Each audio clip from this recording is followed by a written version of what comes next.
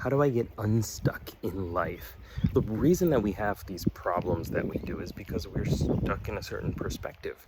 We approach things in the same way that we always have, with the same patterns that we always bring to things.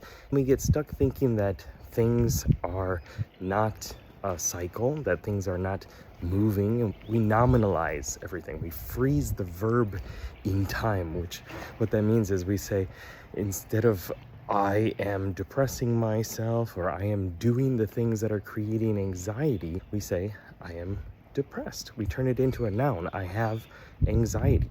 It's a process.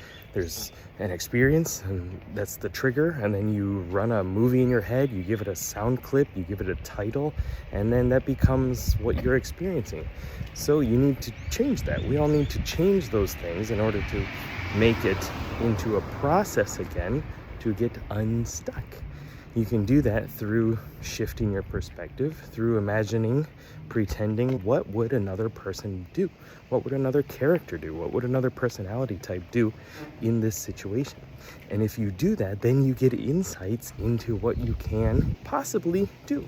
You can also invert it and say, what would be the worst thing that I could possibly do in this situation? And you could get an insight into that and then flip it. And so through doing this, you're going to get more options.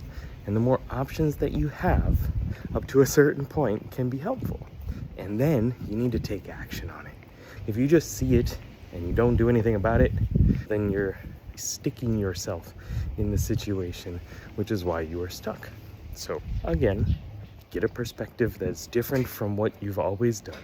Get a couple, and then take an action that's different than the ones that you've always done. Because if what you're doing isn't working, then do something, anything else, and it has a higher chance of working. So I hope it helps. I hope it helps you get unstuck so you can take those steps forward.